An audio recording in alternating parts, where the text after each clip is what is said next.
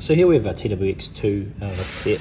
So this customer actually wants to run some pressure sensors on his boat trailer, and now his car's already got sensors on it, like the factory ones there. So he basically wants to delete all the sensors and just have 4 sensors on the back that are actually the internal sensors, because obviously it's a boat trailer, so he wants to put these inside just so they last for like a long time and not going in and out of the salt water all the time. So it's fairly straightforward what we have to do here. So basically, if you're getting it done like a tyre shop, they'll have other ways to put these in. So obviously you pop the tyre off and this screws into the rim, and then obviously this part of the sensor sits inside, and there's your valve there.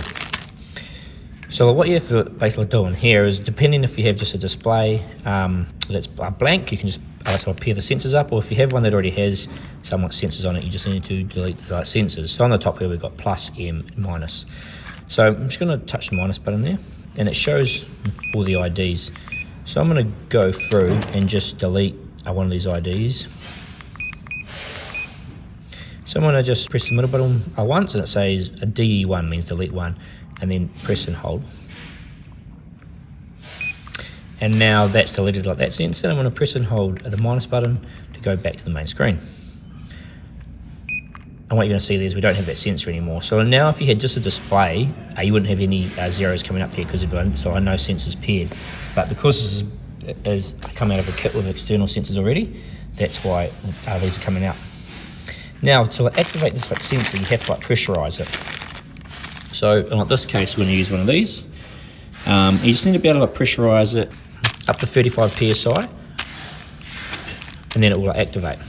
So we're going to do 2 things here. So the first thing we're going to do is we are going to press and hold the minus button, and you'll see we'll go to the bond screen. Now we're going to go through until we get to the one we want to do, which was that there. So you can just press the minus or the plus button and go through them all. Now I'm going to drop the sensor in here. Now we just use one of these because obviously it's a fairly common thing that people will have. If you go to a tyre shop, they should have something else. We do suggest getting them to test the sensors before they put them in, just because at times, because these are internal battery sensors that are disposable, that at times the batteries could be incorrect.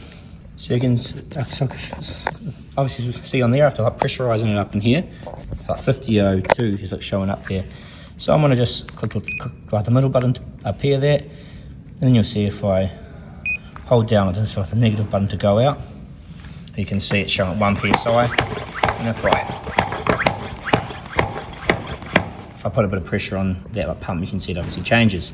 So we do suggest testing them before you put them in, because every now and again you might get a dud one, and it's better to have it tested before you put it in the actual tyre. If you go into a tyre shop to get them mounted, the tyre shop should do this. It's pretty standard practice to test it before they put them in, and that is basically it. So that is the internal sensors now appeared at the back. Now with internal sensors, we'll just paired them up. We highly recommend you run a repeater. Might work without the repeater, but you're probably going to need it here. So this customer's going to be using it on a boat trailer. So the best place to mount the repeater is either on the back window of if it's an SUV, or on a ute on the back cab area, or you can sometimes mount it on the A-frame or up front on the trailer or caravan.